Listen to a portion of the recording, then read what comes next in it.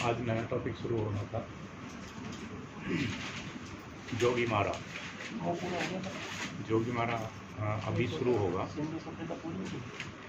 अगर कोई नया टॉपिक बताया जा रहा तो पहला खत्म हो चुका है, ठीक है ना, अपने आप ही समझ लीजिए। नया टॉपिक तभी शुरू किया जाएगा जब पहला खत्म हो जाएगा। उसमें इतना ही था और आज से शुरू करना था नया टॉपिक जिसका नाम है जोगीमारा। जोगीमारा के बारे में पहले आपको जो सिलेबस लिखवाया था उसके बारे में छोटा छोटा सा सबके बारे में ही बता दिया था। अब बताया क्या था मैंने, जो जोगीमारा गुफा है, जोगीमारा गुफा में एक सुतनुका नाम की देवदासी रहती थी। सुतनुका नाम था उसका। और वहीं पर उसी राज्य में एक वो था देवदीन, रूपदक्ष देवदीन पूरा नाम था उसका। इनको लेकर के है उसमें चित्रकारी। तो बता दें, जो रूपदक्ष देवदीन था वो उसमें चित्रकारी करता था। और कई किंवदंतियाँ ये भी हैं कि जो वहाँ का राजा था ये उसकी पुत्री थी। कई किंवदंतियों के अनुसार, ऑथेंटिक है कौन सी है इसमें इसका सटीक प्रमाण नहीं है। कुछ ने बताया कि वो एक देवदासी थी जो मंदिर के अंदर ही रहती थी और उसकी सेवा में लगी रहती थी मंदिर में। और कुछ वहाँ पे प्रमाण मिले हैं। प्रमाण क्या मिले हैं, उनसे पता चला कि मंदिर था तो वरुण देवता का मंदिर था। जो वरुण देवता के एक वहाँ पे पत्र मिलाया था, ताम्र पत्र, जिससे पता चला कि वरुण देवता का मंदिर था। कुछ कहानी के अनुसार वो राजकुमारी थी। वहाँ जो राजा था वो राजकुमारी थी और उसमें जो मंदिर में रहता था देवदीन, उससे मिलने के लिए वो वहाँ पर आती थी। एक दिन किसी सैनिक ने उनको देख लिया, राजा को सूचना थी। राजा ने अन्य सैनिक भेज करके उसको वहीं पे मरवा दिया था। वो जाति से जोगी था, इसीलिए उस गुफा का नाम जोगीमारा, क्योंकि जोगी वहाँ पे मार दिया गया था, इसलिए गुफा का नाम जोगीमारा पड़ गया। वो वहाँ पर चित्रकारी करता था, तो उसने विभिन्न प्रकार के वहाँ पर चित्र बना रखे हैं। बहुत ज़्यादा अच्छी क्वालिटी के नहीं है, पहले कभी अच्छे रहे होंगे, लेकिन कुछ अनभिज्ञ जो चित्रकार थे जिनको बहुत ज़्यादा अच्छी चित्रकारी नहीं आती थी, तो उन्होंने उन चित्रों के ऊपर सफ़ेदी करने के बाद फिर से चित्रकारी की है, जो अभ्यस्त नहीं थे। पहले अभ्यस्त रहे होंगे, लेकिन बाद में जिन्होंने चित्रकारी की थी वो अभ्यस्त नहीं थे। तो चित्र हैं वहाँ पर कुछ सब्जेक्ट को लेकर के, उनको पैनल में बांट दिया गया। कुछ समीक्षकों के अनुसार क्या है कि जो चित्र हैं वहाँ संख्या में 8 है, कुछ समीक्षकों के अनुसार संख्या में 7 हैं। कुछ चित्र वहाँ पर मिट चुके हैं, कुछ के चित्र शेष हैं, जिनसे उसकी स्थिति क्लियर हो पा रही है। बहुत ज़्यादा बड़ा टॉपिक नहीं है, लेकिन इसमें 2 से 3 सवाल आ जाते हैं पेपर में। एक तो यही आ जाता, कैसे पता चला कि वरुण देवता का मंदिर था? ताम्र पत्र मिला, खुदाई में तो उससे पता चला। फिर पूछ लेता उसमें कौन सी रेखाओं का प्रयोग हुआ है चित्र बनाने में, कौन सा रंग भरा गया है, और कैसे चित्रकारों के द्वारा चित्रकारी की गई है, क्या उसका नाम, जो गुफा का नाम है, वो जोगीमारा क्यों पड़ा। इनमें से एक या 2 सवाल इसमें से पूछे जा सकते हैं। अब लिखिए थोड़ा।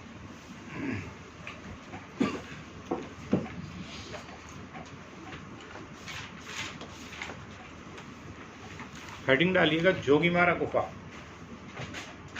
नया हेडिंग है। डेट डाल करके लिखिएगा 28 सितंबर 2020।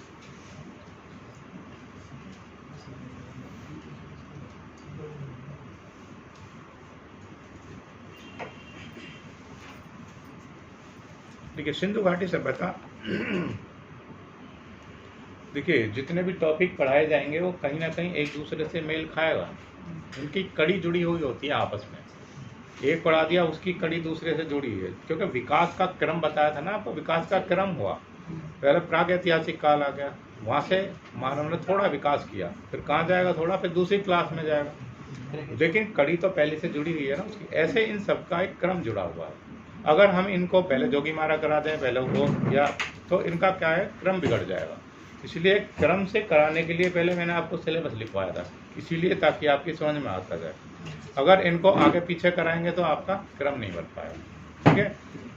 लिखिए, सिंधु घाटी सभ्यता व कला के उच्च प्रतीकात्मक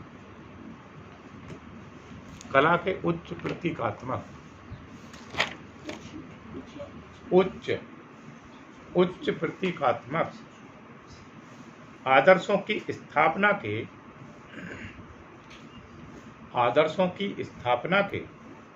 उपरांत ऐतिहासिक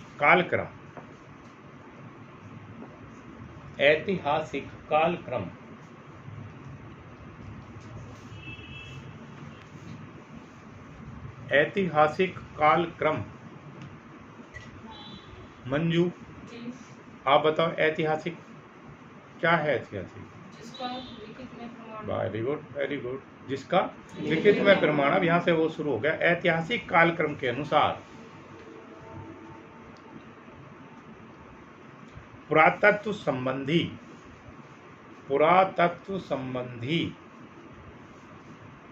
जानकारी बहुत कम है।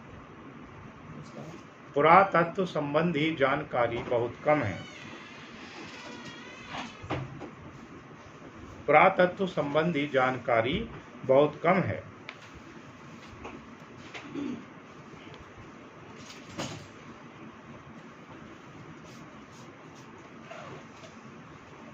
अगली लाइन से लिखेंगे प्राय 800 या 500। प्राय 800 या 500 ईसा पूर्व में रामायण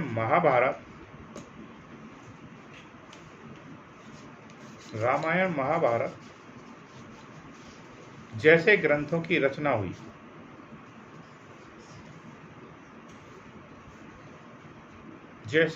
की रचना हुई। अगली लाइन से लिखेंगे राम व कृष्ण जैसे युग पुरुष इस धरती पर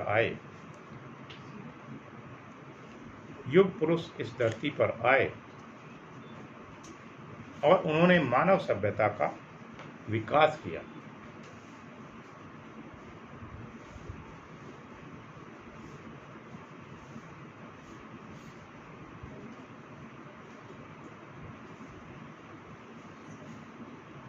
मानव सभ्यता का विकास किया।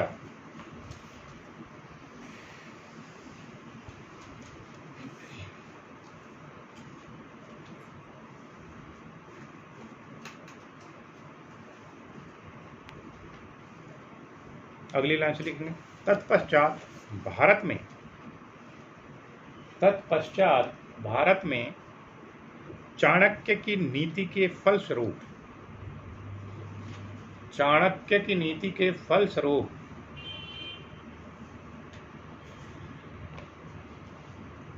मौर्यों का राज्य स्थापित हो गया।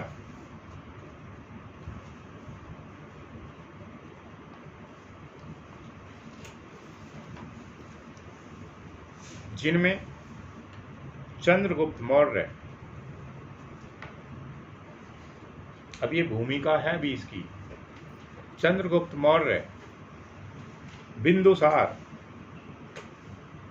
अशोक जैसे महान सम्राट, बिंदुसार, अशोक जैसे महान सम्राट मौर्य वंश के प्रथम शासकों में से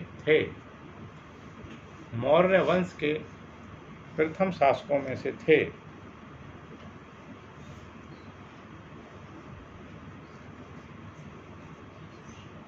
अगली लाइन से लिखेंगे सम्राट अशोक ने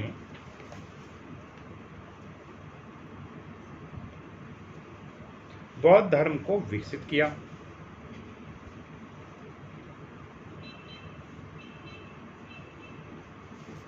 किया एवं कलात्मक रूपों की सज्जा से उसे भारत व भारत से बाहर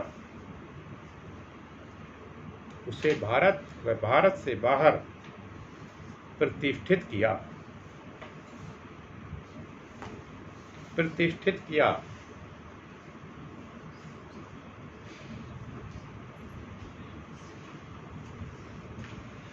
अब जैसे लिखा होता मौर्य वंश के प्रथम शासकों में चंद्रगुप्त मौर्य, उसके बाद बिंदुसार। जो चंद्रगुप्त मौर्य था तो ये वंश जो था इनका वो राजा वाला वंश नहीं था। चंद्रगुप्त मौर्य एक साधारण व्यक्ति से शासक बने थे। उनके बाद उन्होंने एक बढ़िया राज्य खड़ा किया। खड़ा करने के बाद बिंदुसार को वो विरासत में मिल गया। बिंदुसार ने उस राज्य को बढ़ाया नहीं, लेकिन कम भी नहीं होने दिया। जितना उसको उसमें मिला था, उसके पिता से मिला था, उतना राज्य ही रखा, ना तो बढ़ा पाया और ना ही घटाया भी नहीं उसने। उसके बाद फिर आए अशोक। अशोक महान लिखा जाता है। ऐसे ही कौन कौन से महान थे? 3 मैंने बताए थे। एक तो अशोक महान, एक सिकंदर महान और एक अकबर महान के बारे में आपको बताया जा चुका है। अकबर क्यों महान रहे? क्योंकि उन्होंने कौन सा धर्म चलाया था? हाँ, इसलिए वो महान थे। उनके बाद अब जिक्र आया किसका? अशोक का। जो अशोक थे ये भी महान थे। ठीक है, अब ये महान क्यों थे, अब इनके बारे में थोड़ा सा यहाँ जान लिया जाए। क्योंकि ये मौर्य वंश के प्रथम शासकों में से रहे थे, जिन्होंने अपने जो पूर्वजों का इनको राज्य मिला था उसका बहुत ज़्यादा विस्तार किया था अशोक ने। और इतना विस्तार किया था कि ये बताते हैं इतना कोई भी शासक नहीं कर पाया था। अशोक एक लगभग 6 से 7 फीट का एक व्यक्ति था, बहुत मजबूत, और जिधर भी इसके बड़े बड़े बाल थे और बड़ा लंबी और तकड़ी तलवार थी इनके पास, जो मजबूत तलवार थी, जिसको उठाना भी आसान नहीं था आम आदमी के लिए। और जिधर को भी ये घूम जाता था तलवार लेकर के युद्ध में, उधर मैदान साफ हो जाते थे। कितना भयंकर था अशोक। तब युद्ध में जैसे जाता था तो युद्ध जीतना निश्चित ही था अशोक का, उस प्रकार की नीति थी। तो ऐसे ही युद्ध करते करते कलिंग में एक बार युद्ध हुआ था। कलिंग का युद्ध आपने पढ़ा होगा। एक उसका पाठ का नाम था अशोक का शस्त्र त्याग। पाठ किसी को याद हो? है किसी को याद? हाँ, उस पाठ का नाम था अशोक का शस्त्र त्याग। वो कलिंग युद्ध का ही उसमें वर्णन है पूरा। जब किसी क्लास में रहा होगा, 6 से 8 के बीच में था किसी में, आपका पता नहीं अब है या नहीं है। तो जब उसका कलिंग का युद्ध कलिंग में जब युद्ध चल रहा था और वहाँ की सारी सेना मारी गई, सेना जब मारी गई वहाँ की, तो वहाँ की जो स्त्रियाँ थी और बच्चे बचे थे। स्त्रियाँ और बच्चे भी अपने हाथ में तलवार लेकर के अपने उसकी राज्य की रक्षा के लिए वहाँ आकर के खड़े हो गए। और उसने जब इनके सामने तलवार लेकर के आ गए, तो जो अशोक थे, अशोक ने उनसे बोला, तुम्हारे घर में जो सैनिक थे या व्यक्ति थे, आदमी थे, वो कहाँ गए? उन्होंने उसको जवाब दिया कि उनको सबको आपने मार दिया और अब हम अपने राज्य की रक्षा करने के लिए यहाँ पर आए हैं, इसलिए आपको हमसे युद्ध करना पड़ेगा। उसको अशोक को बेहद दुख हुआ, क्योंकि वो स्त्री और बच्चों पर तलवार नहीं उठाता था। उसको इतना दुख हुआ है जान करके, अगर यहाँ पे जो है लोग नहीं रहेंगे, जनता नहीं रहेगी, कि तो राज्य किस पर करेगा। उसका जो है एकदम से दिमाग बदल गया और उसने वहीं पर अपने शस्त्र त्याग दिए। उस पाठ का नाम था अशोक का शस्त्र त्याग। फिर उसने प्रण कर लिया कि आज के बाद कभी युद्ध नहीं करेगा, और सारा राजपाट छोड़ करके वो वन में चले गए और अपना जो जीवन यापन करने लगे। वहाँ से उन्होंने और बहुत सारी नींवें रखी थी, और बहुत सारी जो अजंता की चित्रकारी है, जो कलात्मक गुफाएं हैं वहाँ पर अजंता की, उनमें भी उन्होंने काफ़ी सारा वर्क करवाया था और कला से प्रेरित थे। और जो बौद्ध भिक्षु थे उनका काफ़ी सम्मान करते थे। उन्होंने फिर बौद्ध धर्म ग्रहण कर लिया, इसलिए वो महान की श्रेणी में आने लगे। तभी से बोलते हैं अशोक महान। ये यहाँ पे शुरुआत थी मौर्य वंश की। अब आगे लिखिए, अशोक के बारे में आप जान चुके।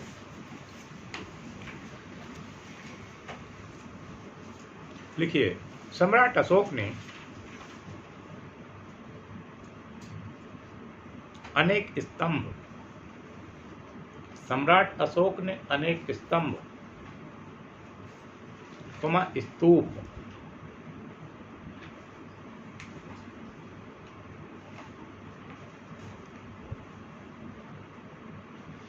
ऐसा सुनने में आता, सम्राट अशोक ने 84,000 स्तूप बनवाए थे। जो पूर्ण 84,000 बनवाए थे जी, लिखा हुआ था ऐसे ही। हाँ, 84,000 बनवाए थे। 84,000 लिखिएगा। स्तंभ, स्तूप, सांची जैसे प्रसिद्ध स्तूप, सांची जैसे प्रसिद्ध स्तूप, चैत्यग्रह, लोक मूर्तियों। यस, सांची जैसे प्रसिद्ध स्तूप। सांची जैसे प्रसिद्ध स्तूप, तो आगे का ही तो बोल रहे हैं। चैत्यग्रह, आप कान मेरी तरफ रखिए और हाथ कॉपी पर रखिए, छूटेगा नहीं आपका। चैत्यग्रह, लोक मूर्तियां जैसे यक्ष यक्षिणी,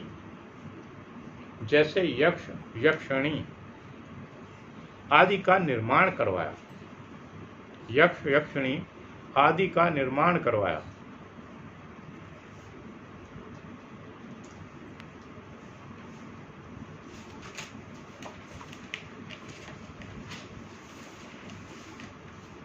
अगली लाइन से लिखेंगे। ऐसा मानना है कि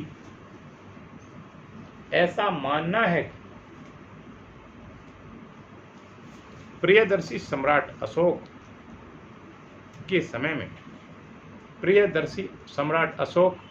में जोगीमारा गुफाओं का निर्माण हुआ हो। ये समीक्षकों का मानना है, क्योंकि जो वहां पे प्रमाण मिले हैं अजंता में, कुछ जोगीमारा की गुफाओं के चित्रों से कुछ चित्र समानता रखते हैं। तो जो शैली उस समय वहां पे थी वो अजंता में भी थी। अजंता की गुफाएं किसने खुदवाई थी? वो सम्राट अशोक ने खुदवाई थी। तो इसलिए हो सकता है जोगीमारा की जो गुफाएं हैं वो सम्राट अशोक ने ही बनवाई हों, ऐसा समीक्षकों का मत है। अगली लाइन से लिखिए। अब यहाँ से शुरू क्या हुआ? अब तक तो थी भूमिका इसकी, अब क्या है? अब इसके बारे में लिखेंगे आप, मतलब इसका गुफा का निर्माण कैसे हुआ होगा, किसने बनाया होगा। अब तक तो यहाँ ये था, अब इसको क्या है, इस गुफा में क्या है, ये लिखना है। अब लिखिए इसके बारे में।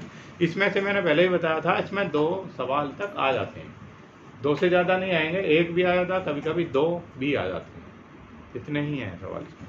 देखिए, मध्य प्रदेश की भूतपूर्व सरगुजा रियासत, जिसे रामायण काल में झारखंड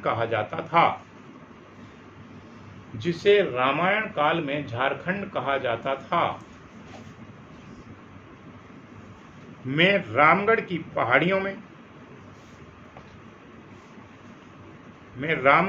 पहाड़ियों में कुछ गुफाएं हैं।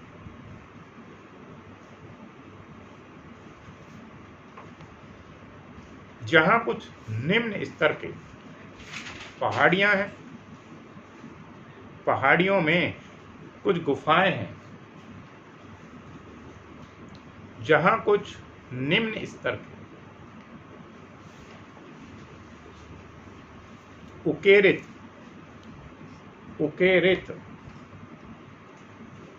शिलाखंड व मूर्तियां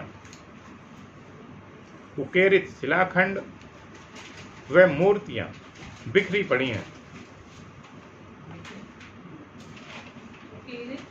शिलाखंड व मूर्तियां बिखरी पड़ी हैं।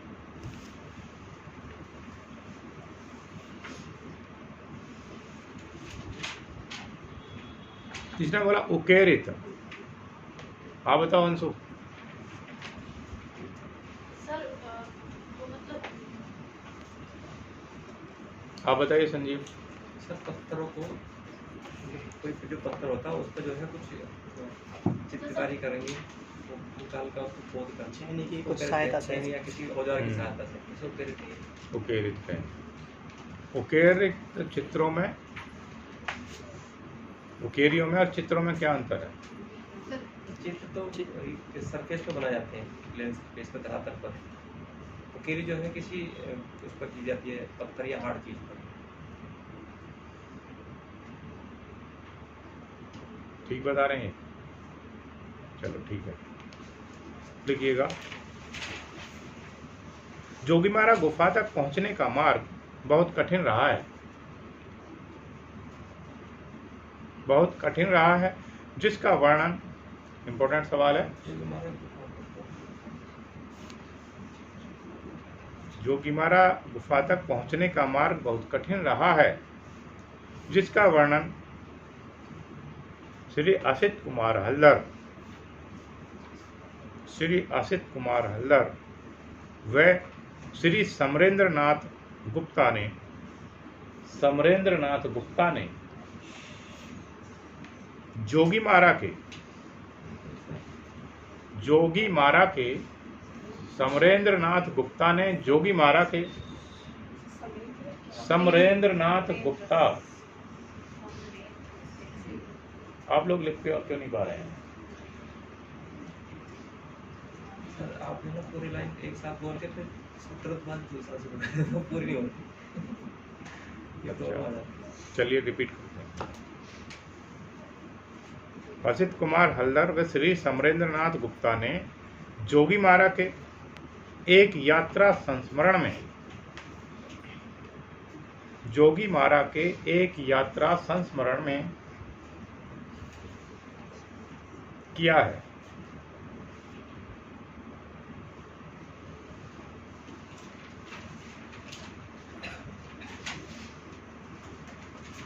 अगली लाइन से लिखेंगे, श्री असित कुमार हल्दर व समरेंद्रनाथ गुप्ता, श्री असित कुमार हल्दर व समरेंद्रनाथ गुप्ता ने जोगीमारा के, जोगीमारा के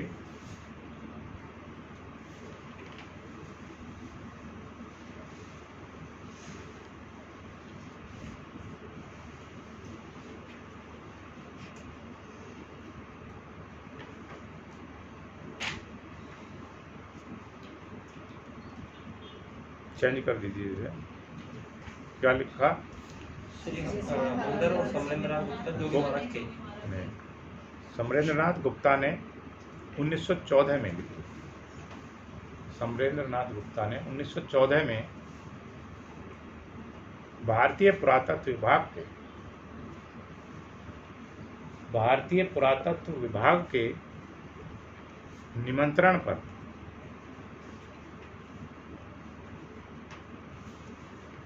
अब इसका सन आ जाता पेपर में, समरेंद्रनाथ गुप्त और असित कुमार हल्दर किस सन में जोगीमारा गुफा की खोज के लिए गए, कि फिर पूछ लेगा किसके निमंत्रण पर गए थे। हाँ, भारतीय पुरातत्व विभाग ही निमंत्रण भेजता। जोगीमारा नाम की गुफा में बने भित्ति चित्रों की निमंत्रण पर जोगीमारा नाम की गुफा में, जोगीमारा नाम की गुफा में बने भित्ति चित्रों की, बने भित्ति चित्रों की प्रतिलिपियां बनाने गए थे।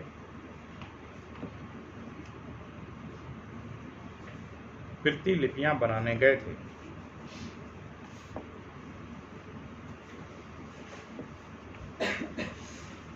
अगली लाइन से लिखेंगे, जोगीमारा में कई गुफाएं हैं, जैसे नंबर 1 सीता बोगरा, जैसे नंबर 1 सीता बोगरा, बोगरा, बोगरा बंगला भाषा का शब्द है जिसको बंगला बोलते हैं, बंगला। बोगरा का मतलब है बंगला से, सीता का बंगला। नंबर 2 लिखिए उसके ठीक नीचे,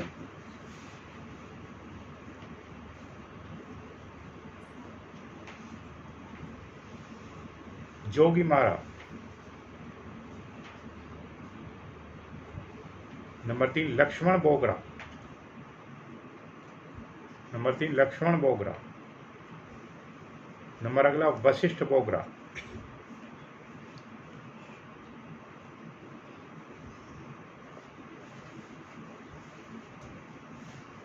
अगली लाइन से लिखेंगे, केवल जोगीमारा गुफा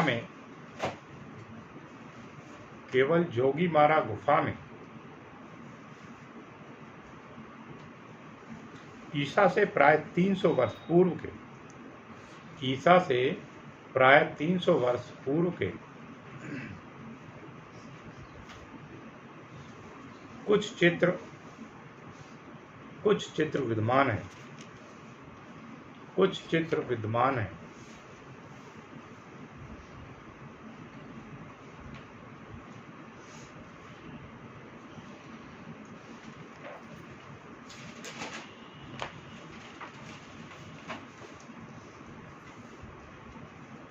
अगली लाइन से लिखेंगे, रायगढ़ पहाड़ पर चढ़ते हुए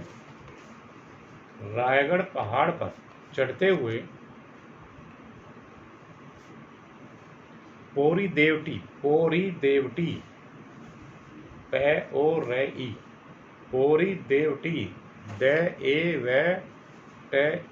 छोटी की मात्रा देवटी नाम की एक जगह आती है।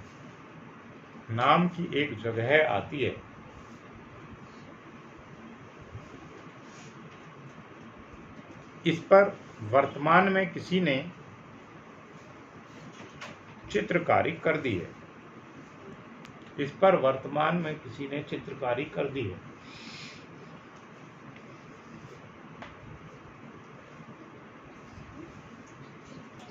अगली लाइन से लिखेंगे, पोरी देवटी से आगे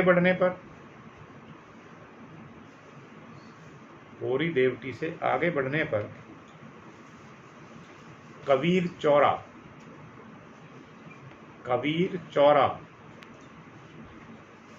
वह वशिष्ठ गुफा आती है।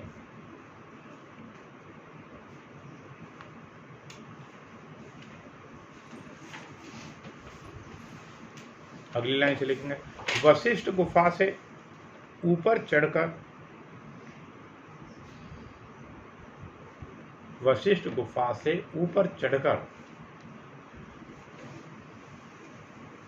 सिंह द्वार आता है और उससे आगे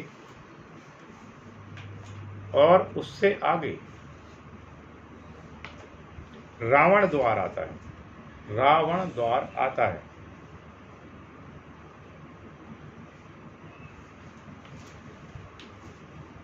रावण द्वार में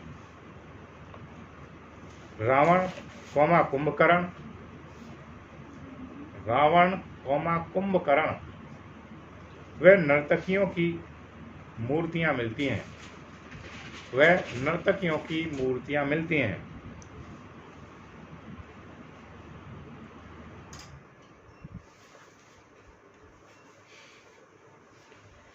अगली लाइन से लिखेंगे, रावण द्वार से ऊपर जाकर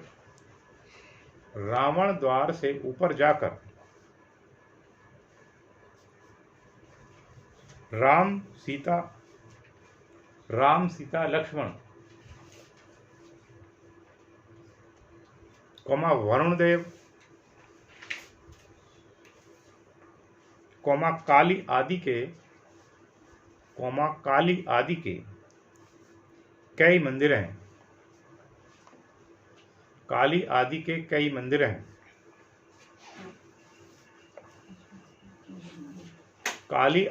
कई मंदिर हैं। अगली लाइन से लिखेंगे, यहाँ अनेक छोटी छोटी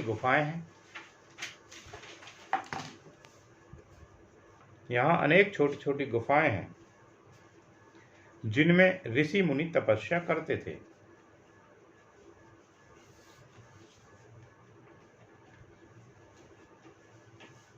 अगली लाइन से लिखेंगे, इन्हीं गुफाओं में एक बड़ी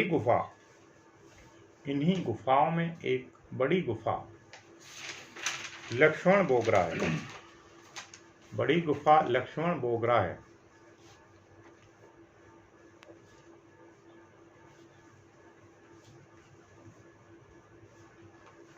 अगली लाइन से लिखेंगे, एक किंवदंती के अनुसार, एक किंवदंती के अनुसार यहाँ लक्ष्मण जी वनवास के समय राम और सीता की रखवाली करते थे। राम और सीता की रखवाली करते थे।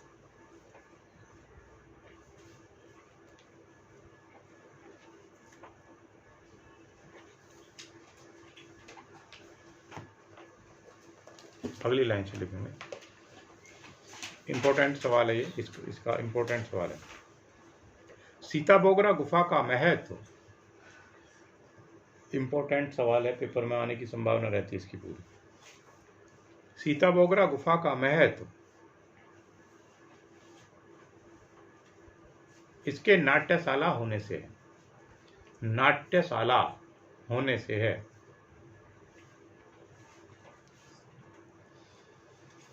ऐसा कहा जाता है कि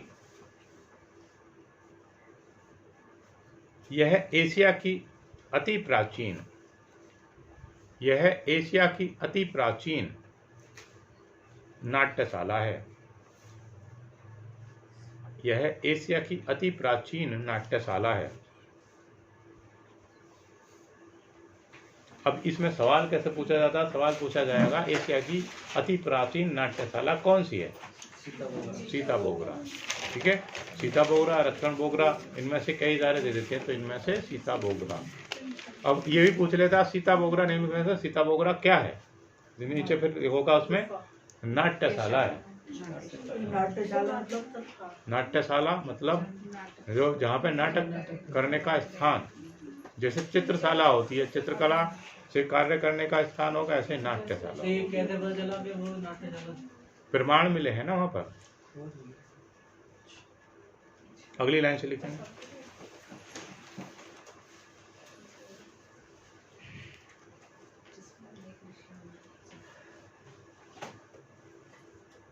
लिखिए, भास के नाटकों के समय, भास भय आ और से सपेरे वाली से, भास के नाटकों के समय निर्धारण में, के समय निर्धारण में यह पुरातात्विक खोज, यह पुरातात्विक खोज महत्वपूर्ण सिद्ध हो सकती है। महत्वपूर्ण सिद्ध हो सकती है क्योंकि नाटक प्रविधि को, क्योंकि नाटक प्रविधि को भास ने जन्म दिया था। भास ने जन्म दिया था।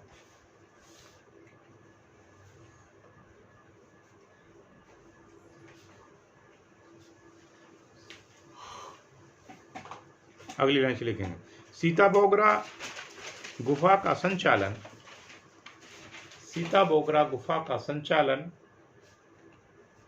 किसी सुतनु का देवदासी के हाथ में था। किसी सुतनु का देवदासी के हाथ में था।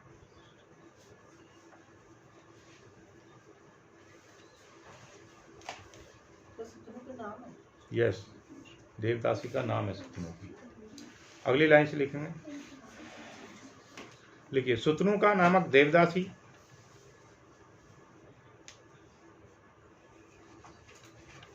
रंगशाला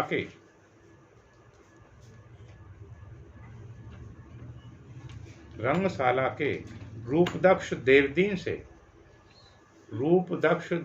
से प्रेम करती थी।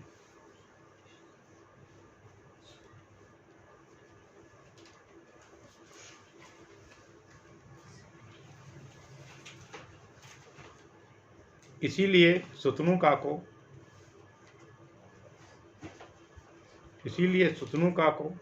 व देवदीन को विरोधियों का कोपभाजन बनना पड़ा था। सुतनु का को और देवदीन को विरोधियों का कोपभाजन बनना पड़ा था।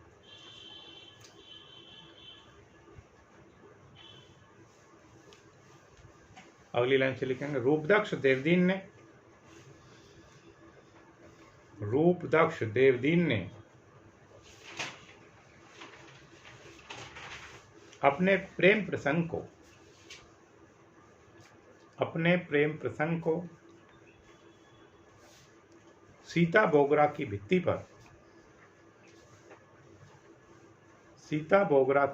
पर अभिलेख के रूप में सदैव के लिए अंकित कर दिया।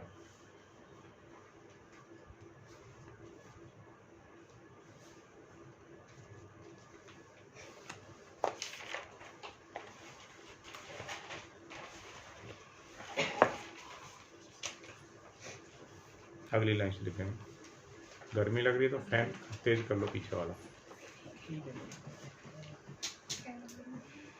देखिए अगली लाइन से लिखेंगे, सीता बोगरा के निकट ही जोगीमारा गुफा है। सीता बोगरा के निकट ही जोगीमारा गुफा है, जो 9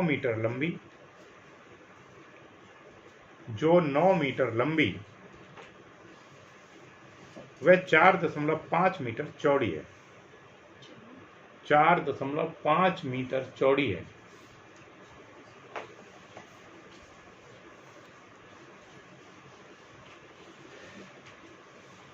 अगली लाइन से लिखेंगे, ऐसा कहा जाता है कि देवदासी सुतनुका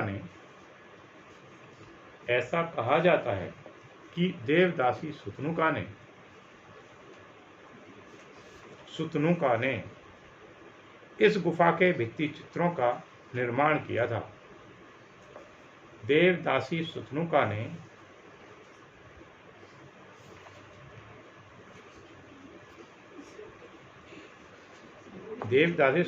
ने इस गुफा के भित्ति चित्रों का निर्माण किया था।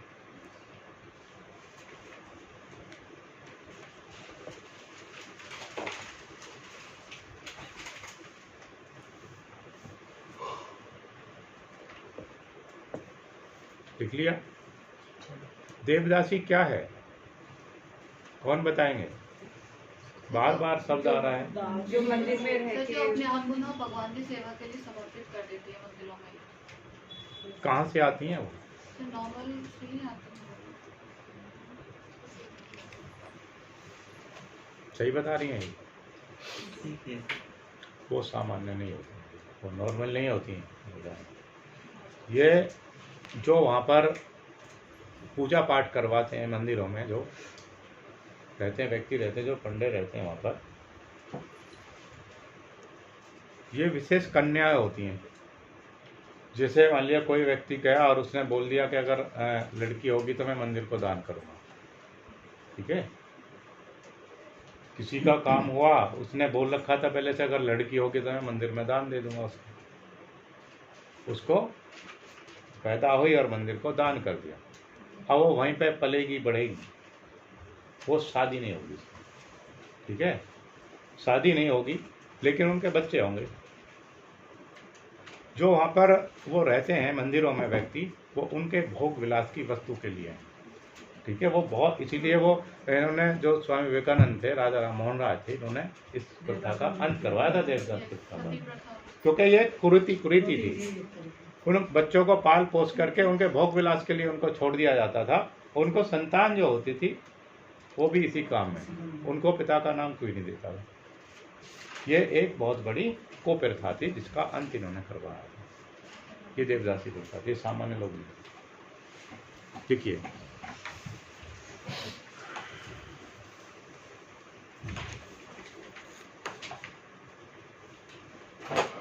लिखिए, जोगीमारा गुफा के चित्रों के संबंध में एक महत्वपूर्ण रहस्य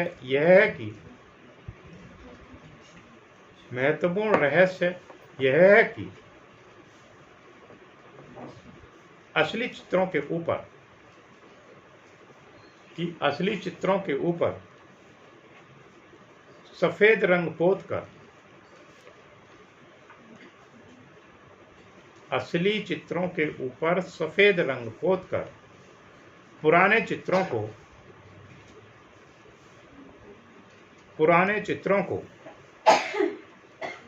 अकुशल हाथों से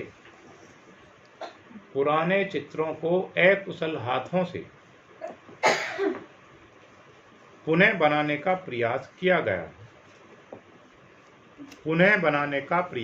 गया है।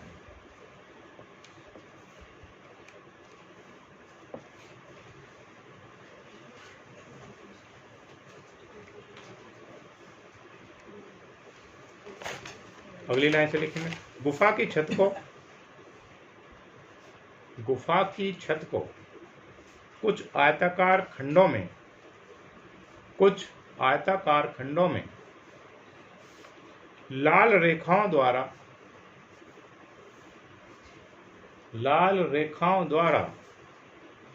विभक्त किया गया है।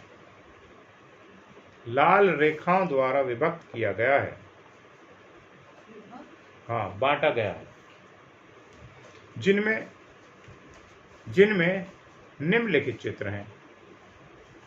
जिनमें निम्नलिखित चित्र हैं।